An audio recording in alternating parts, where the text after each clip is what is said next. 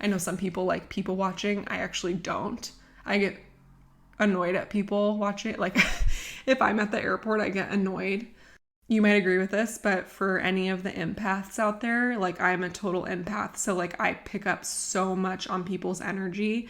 So when I'm out at the airport, like I can feel people's energy around me. I can feel the stress. Like if people are standing too close to me, like it's just a lot, and it just adds that overstimulation element. So I find that I get very annoyed and agitated, and I find myself complaining, which I know is not beneficial to my travel. When I'm traveling overseas, like I'm complaining pretty much nonstop. Like I'm just like, this is going wrong. This is going wrong. This is going wrong. This is stressful, which is not effective. I don't want to do that. And it does not make it enjoyable for anyone that has to travel with me. At least I'm willing to admit it, you guys.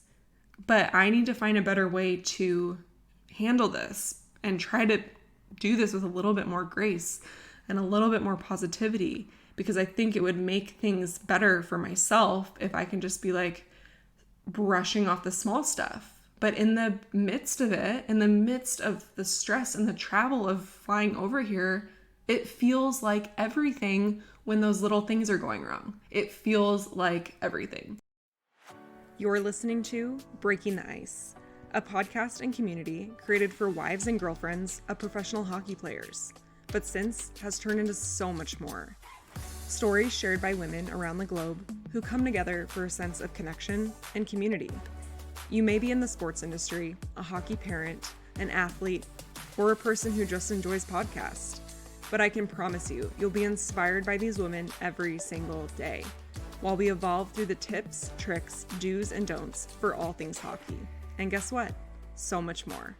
For women, by women, but especially for a hockey community. So lace them up and tune in for a new episode every Wednesday.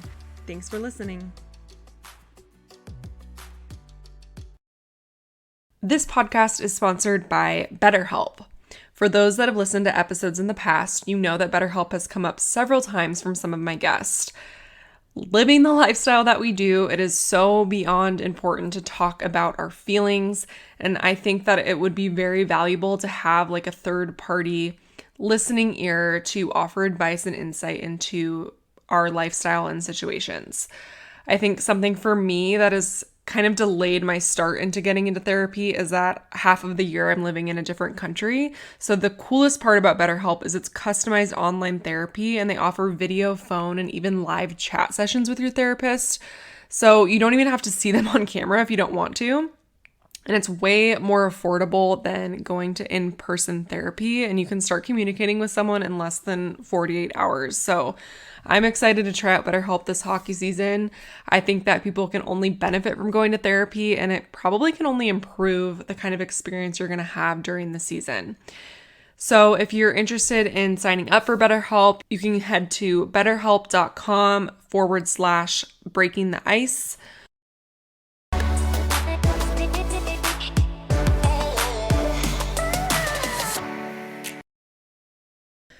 Hello.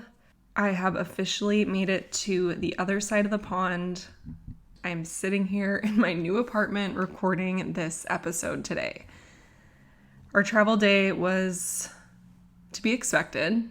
I feel like you can prepare as much as possible, and you're still going to run into issues and setbacks and frustrations. Today is a solo episode because I wanted to talk about how to cope with travel anxiety. I am someone, I like to work on myself and I like to grow as a person. And so I think that I spend a lot of time in my thoughts. Whether this is always a good thing, not so sure. I definitely am an overthinker, which can oftentimes kind of advance my anxiety when it's coming up for me. But I do feel that it's important to kind of evaluate when we're feeling a certain way and ask ourselves why.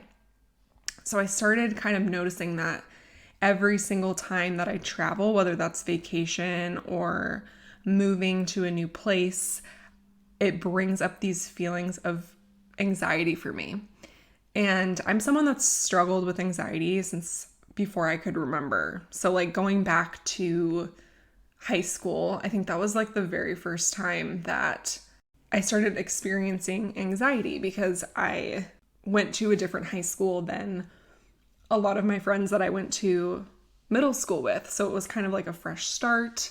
I didn't know a lot of people and I was kind of thrown into this new place. And I think that was the very first time that I noticed that I just had these like constant thoughts, and sometimes it would kind of lead me into depressive episodes, which I guess I've never really considered myself to be like a person who struggles with depression.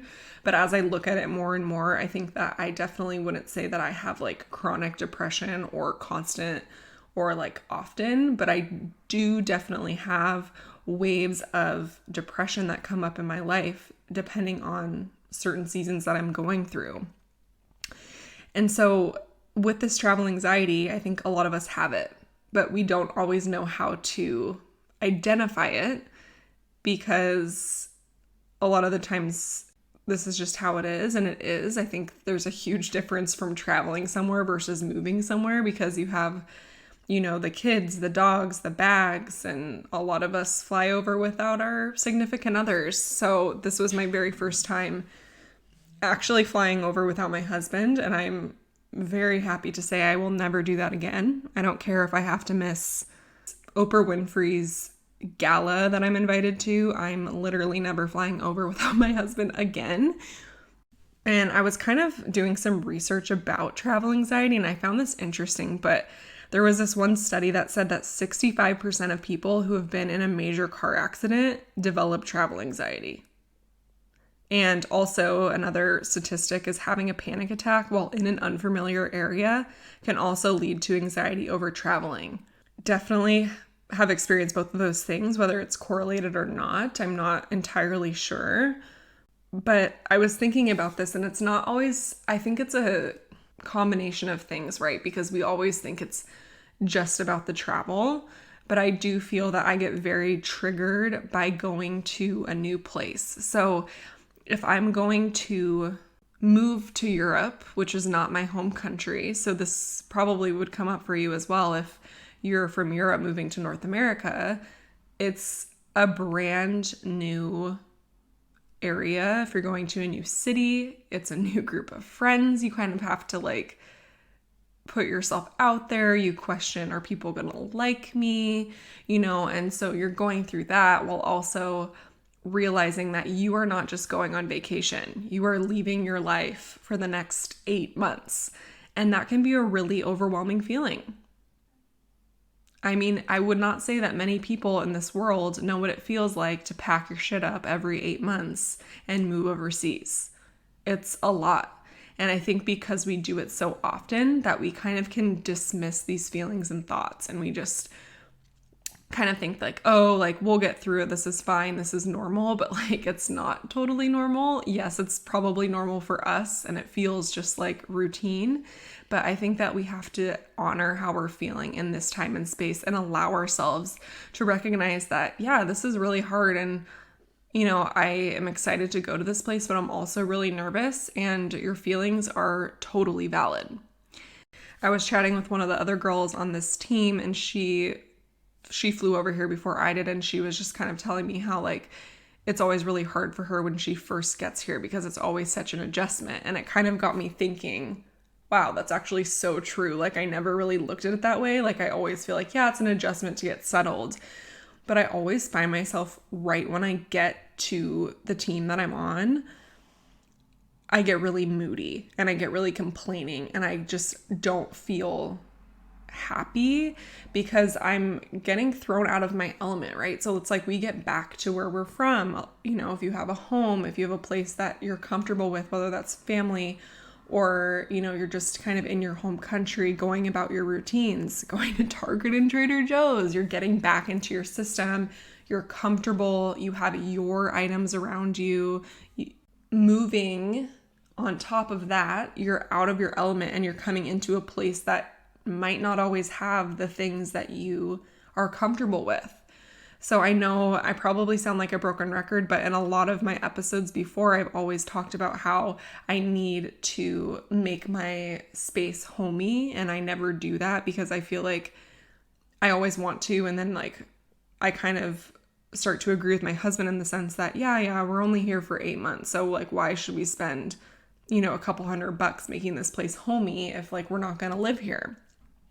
But the fact of the matter is, we come over here 8 months every year. So like, if we're holding on to this stuff, then it is kind of worth the investment, because like, your home is your sanctuary. And I think it's really, there's something to be said about having a place where you feel happy and content. And if you're coming into an apartment, wherever that is, and you are looking at all of this stuff that is not yours, you've not added your personal touch into it, you've added no personal photos to it, you are not going to feel like you are living in your apartment. So every time you come back into this space, you're just going to feel like icky. So I think that's been part of my problem, is that I never add in my personal touches to it. So I'm definitely making that a priority. Like, I'm going to TK Maxx, that's the European version of TJ Maxx, and I'm going to get stuff for the apartment. I want to get some plants. I want to get some just decor. I want to get some pillows. I want to print some photos so that when I come home into my space and I'm sitting here, I can feel comfortable. And I will admit that we got a good couch this year. Thank God. Because I was about to buy another one if we were not going to. We spend so much time on those, so it's necessary. Going back to the travel anxiety and that aspect, I kind of thought to myself, like, why do I get so triggered by traveling? Because I feel like my husband doesn't. Like, he handles it so much better than me, and he's always like making me feel like I'm crazy when I come over here, just because he's like, it's all gonna work out, and it's gonna be okay. And I'm like, I know that, but it's still it's a lot. It's a lot, because I think that for them, like, they're coming over here for a job, right? And we're kind of following. And this wouldn't necessarily be our path if we're not following them. Like, we probably wouldn't be not living in our home country, sitting around as much, or not having just not having a total comfort zone. So I think it's easier for them because their life is not as drastic of a change. They are used to this. They're used to getting up and going to practice, and every year having a new team. And this is what they've known. Like, this is what they've known their entire life. For us, they have 20 plus years of experience probably on us of living this lifestyle. Maybe not 20, but somewhere around there. And so it's just kind of like, well, this is just what it is. And if my husband and I have been together about 7.5 years. And so, yes, I'm used to it. And yes, I kind of know what to expect at this point, but it's still hard for me. I had a life. How old am I? Jesus, I'm almost 29. It's like, I had a life before I met him where I never did anything like this. And so it still feels like a new thing to me. So I started identifying some of my triggers of stress and anxiety. It makes sense to me now why the traveling aspect is so much on me. And some people handle these travel days like champs.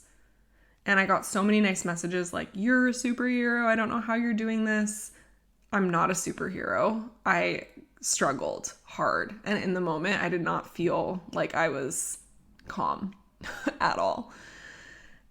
I also kind of feel like sometimes when I have experienced like these challenges and I'm already stressed out, it makes me like really hard. Like I build a very hard exterior, like just like this tough FU kind of mentality, when that's not my personality. Like, I actually feel like I'm a very like soft, sensitive person, but like bringing out when I'm in a place that feels uncomfortable to me, it does make me hard. Or if like someone's rude to me, it makes me again have that kind of FU mentality. Something I've identified this past summer, just because we did do quite a bit of traveling, is a trigger for me is being rushed or being late. So, and let me explain this, because if you know me personally, if you are one of my good friends outside of this podcast, you probably will consider me someone that's late.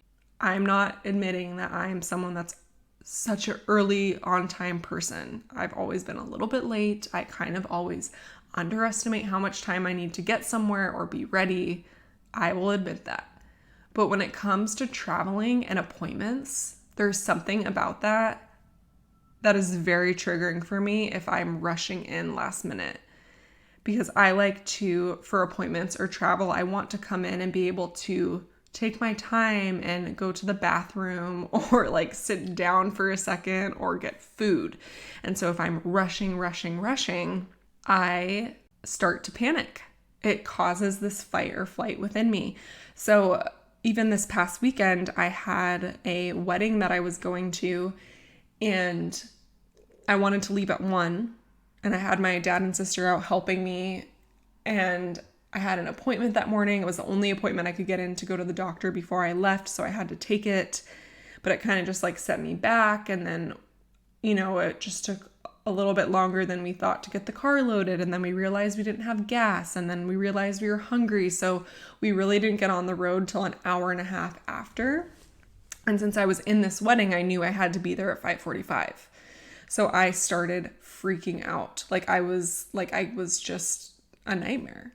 And I feel like I'm a nightmare to travel with. Unless I'm like going on like a fun, light, short vacation, I get so stressed out. And I was worried because I was like, I need to be able to not show up at this rehearsal like rushing in 1 minute before it starts.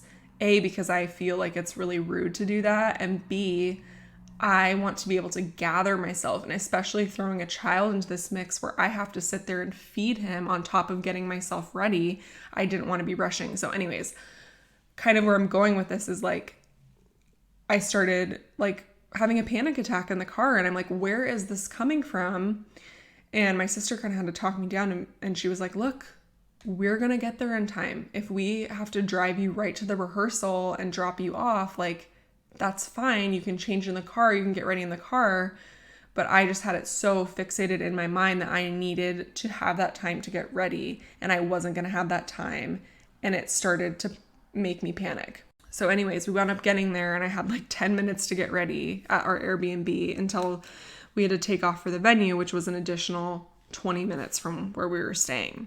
Going into this big travel day where we're moving overseas, I wanted to make sure that I was not going to be rushed and I was not going to be late. Something that always has made me anxious with traveling is like when we don't have a ride to the airport and we have to take an Uber or a cab. And I was thinking to myself, how the hell are we supposed to get like 9 bags? And mind you, if you're judging me for that, just wait till you have kids. Because if you have kids, you know why we have 9 bags. It's like you have a stroller bag, a car seat bag. I had 2 bags for myself, a bag for Crosby. My dad had a bag, and then he had all my winter stuff that I left at their house in another bag. Then we had our carry-ons and a dog and a baby and a car seat base and all of this stuff. So I'm thinking, when you have those morning flights, which I always say, I'm never booking these morning flights, but somehow I feel like they're usually morning flights if you're coming from the West Coast to Europe, because you usually have to fly like to the East Coast for that first leg. So you're going to leave in the morning. And I think there's something overwhelming about having a morning flight because you have to wake up and literally like get on the road and have your shit together in the morning. So it always makes the night before really chaotic. So yeah, anyways, I was thinking like, how are we supposed to fit all of this in a cab? We'll have to take 2 cabs. And thank the Lord, our friends who are another hockey couple, Sabrina and Corbin, shout out. I love you guys. You saved my ass. Offered to come meet us at the airport and drop my husband's truck off at where it was staying for the hockey season. So he's leaving it with a friend. So they met us at 6:30 in the morning, which God bless their souls. I hope I can pay that forward to someone sometime in the future because it was our saving grace. We were able to load everything into my husband's bed of his truck before the night before, which ultimately saved us a ton of time in the morning to be able to do that. even if I had to park my car at the airport and hide the keys and have someone go get it, I think that just having a plan and being able to load those bags the night before helped calm so much of my stress in the morning, because I knew I didn't have to load anything into the car. I was ready to go, besides putting a couple additional things in our storage unit in our backyard, which, by the way, is a really good idea if you are wondering where you store your stuff. We had someone come build a shed on the side of our house that we lock during the hockey season, so that when we have renters, like, they don't have access to that. So we leave our stuff, like we put our mattress toppers in there, we put, you know, anything that we don't want to leave out for tenants. So we still did leave like 15 to 20 minutes later than I wanted to. So I learned that I'm going to start telling a white lie that we have to be there 20 minutes before I actually want to be there, so that we can actually leave when I want. So I think just establishing a plan the night before of like, what is going to make me the least stressed out in the morning when I have a morning flight was super beneficial to me. Another thing that I realized is a big trigger for me is being asked a lot of questions. So it just depends on the situation. Like, more so like, where do I put this? What do you want me to do next? What do you want me to do this? Like, I don't always like having to dictate tasks and chores and delegate, like, because I'm like, why can't we just all know what we need to do? So I think that's like just a need that I need to get better at expressing. And like, I feel like I did a pretty good job at like making a list this year and like trying to delegate tasks. So like, even to my husband before he left, I was like, here's everything I need you to do. When my dad was here, I was like, here's everything I need you to do. Like, this is helpful to me, because sometimes I think us as humans, like, we're different and we are going to have different ideas of like what is effective to get done. So I think like making a list and being able to be like, okay, this is exactly what needs to be done. Because I think in the moment when people are like wanting to be helpful, and that's truly like the place that it's coming from, but like feeling like there's this constant like, where do you want this? What do you want this? What do you want this? And it's like, I already am living in my head and trying to like figure out everything that I have to do. So maybe just like expressing like, look, I get really overwhelmed when like a bunch of people are asking me questions. So sitting down and being able to make a list maybe on both of you and your spouse's part of what you guys think needs to be done, and then delegating appropriately. Like, okay, you're really quick at this, I'm really quick at this, I'll take this on. And like, we always initial our names next to each task so that we can make sure that we're just like trying to power through everything as effectively as possible. So those are the first two for me. I'm curious if anyone can relate to that or agree with that. And I encourage you to make a list of your own triggers, because sometimes we don't even know. We just think, oh, this is just how I am. But there are definitely things that start to trigger me. Like, another thing would be overstimulation. And I think for the moms listening, being overstimulated is a trigger. So like, for example, if you've been either touched out for the day, if you are, which if you're not a mom, touched out just basically means being needed, being touched by your kid all day, which like, of course, I love holding my baby. I love snuggling with him. But sometimes there's days where he's really like a lot on me. Like, if I'm not having such a good day, and it's like at the end of the day, you're like, I just want to sit here in silence and just like scroll my phone without any noise. So I think like when I'm overstimulated, which when you are getting ready to move and pack, and you're like packing your house up, your life, you're running errands, you're tackling a to-do list while also trying to like say bye to friends and family, like literally the list goes on and on and on. And so that is a huge thing, is to become overstimulated, which I didn't realize was what I was feeling and what was happening. So for me, why I started figuring out why I would get so overstimulated at the airport is because I'm already stressed. I've already been overstimulated for days leading up to this. And then it's so loud at the airport, right? There's like constant people over the microphone, like if you're like me, you have a young child on a plane trying to get them to sleep and people like walking down the aisles and talking, it's like very triggering, which causes like stress. So if you have any input about what to do when you're feeling overstimulated, I would absolutely love to hear it. I think meditation is probably a really helpful tool when you're feeling this way, which is something that I need to make more of a priority. I tried to do a little meditation the night before, but I think in the moment it's so go, go, go that it's just hard to get back into that headspace when you're going through it. But I really would like to find effective tools for this because it's obviously inevitable, right? That there's going to be noise. Like everyone doesn't just go through life just in silence. But for me, like in my own home, I feel like I'm pretty quiet. Like I don't like a lot of noise. And so it's very triggering. I know some people like people watching. I actually don't. I get annoyed at people watching. Like if I'm at the airport, I get annoyed. You might agree with this, but for any of the empaths out there, like I'm a total empath. So like I pick up so much on people's energy.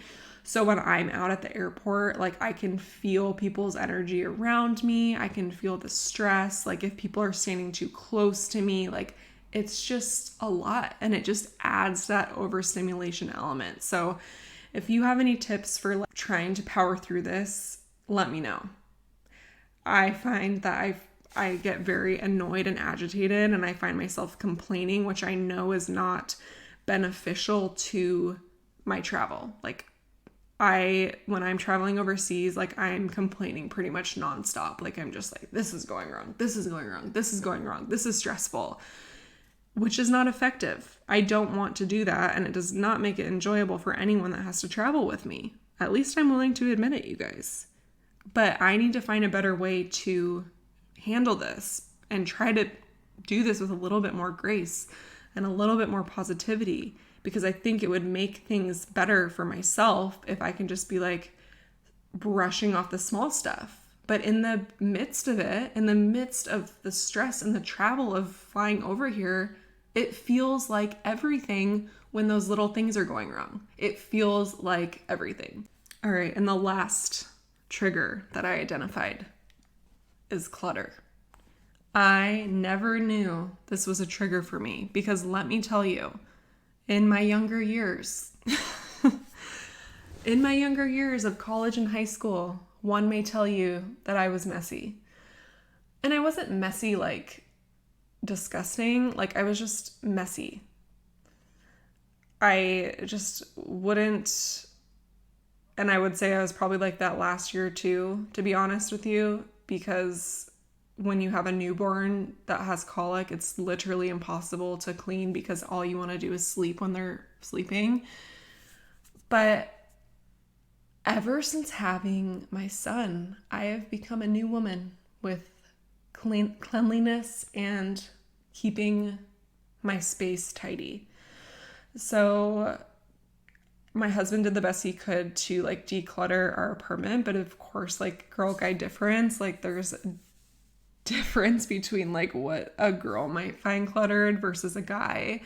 And so like I came here and like there was just stuff kind of all over, which I identified as a trigger for me because I'm like, oh my gosh, like I'm coming into a mess. And then not to mention I'm obviously not unpacked yet, catching up on jet lag, trying to like power through that, taking care of an infant. Today I'm really going to try to power through the rest of my stuff so I can start to get settled in. But I think like having those suitcases sitting around on top of the clutter makes it really hard to settle in. I mean, he unpacked pretty much all of our stuff, but there is like just, like random stuff from in the apartment that's not ours and just like kind of random furniture. But we have a storage unit, so I'll definitely be going down there and taking the stuff that I don't want sitting around that just like doesn't feel good to me. And that's the thing, is I think with these triggers, like as we sit in them and as we experience these feelings of anxiety coming up, we need to ask ourselves, what makes me feel good? And if something, by looking at something, if it doesn't make you feel good, or going out and buying something makes you feel better, do that. Because it is a total mental thing and you need to be able to recognize that. So it's interesting to me that I never exactly looked at these triggers before recently, but it kind of is making sense to me now as to why I get so overwhelmed when I'm leaving. So if you've mastered this travel anxiety and you have any input, I would absolutely love to hear about it. Reach out to me. If you have any tips, I'd love to share it for our community, because I think a lot of people experience this again and just don't exactly know like what they're experiencing or feeling. They're just like, this frickin' sucks. But really it's just bringing up a lot of feelings. So I kind of was like looking up some things on Dr. Google about different tips to calm travel anxiety, which if you are going to be joining on our membership program, actually someone wrote an entire blog about dealing with travel anxiety. That's really, really good. There's a lot of good tips in there, so you'll have to check that out. But the tips online says build an extra time, set reasonable expectations, try to stay positive or neutral. And I actually love that word neutral, because it's like you don't necessarily need to be like happy, jolly, like this is great, no worries, this is fine, no worries. Like it's like, no, like you're allowed to like feel something. But I think being neutral, like, yeah, that's, fucking annoying, but it is what it is like a better mindset than like really sinking into those feelings and like letting the weight of these situations like drag with you through the day, because it's really not helping you in the long run. Breathing, something we can all do better at. Taking deep breaths. Fact check your anxiety, like asking yourself, like, why do I feel this way? What's causing me to feel this way? Is this something that's actually a huge problem, or is this like a trigger for me and causing my anxiety? Is there something I can do about it? Act your way into feeling calm. Fake it till you make it, I guess. Accept the situation. And if flying makes you anxious, distract yourself during the flight, which is interesting.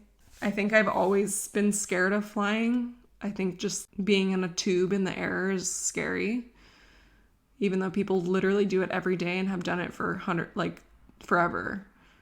But then I feel like when you have a kid too, the anxiety is doubled, because you can't even sit there and for me, I didn't listen to 1 minute of music or watch one movie, which helps pass the time, which helps ease the stress. It's like you're just sitting there praying your kid just doesn't move for a couple hours, so I need to set up myself next time. I think I need to get some AirPods and just pop them in and listen to some meditation or a podcast that makes me feel good, that makes me happy, to help, take off some of that stress and help ease it a little bit.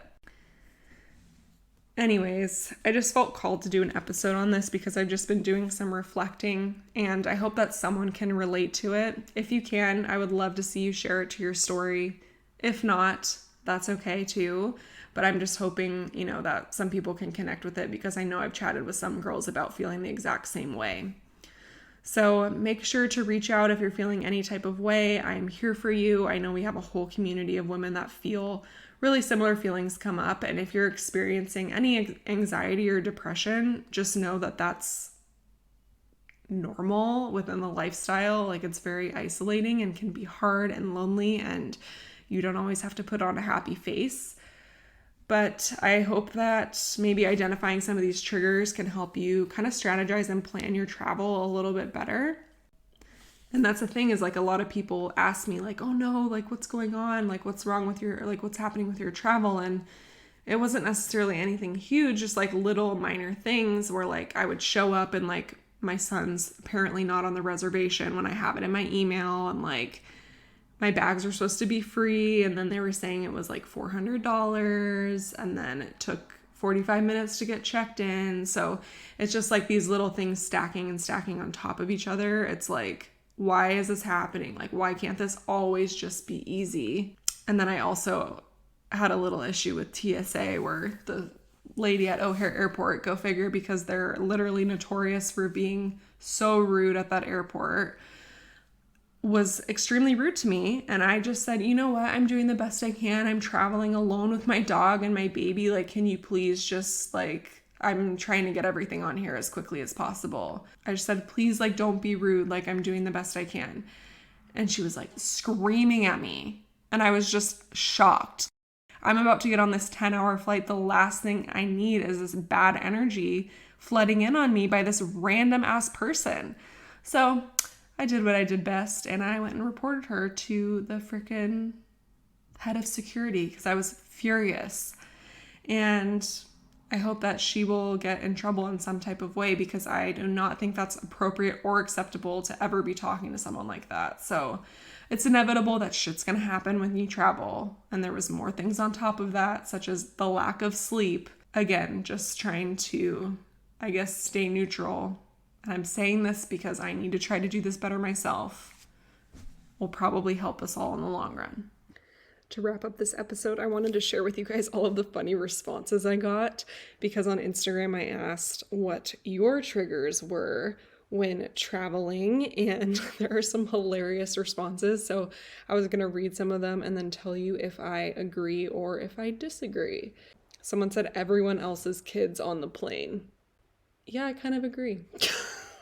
Which is funny because, like, when your kid is screaming, it doesn't count. But then when someone else's kid is screaming, you're like, I just got my child to be quiet, and now I have to listen to that on top of it.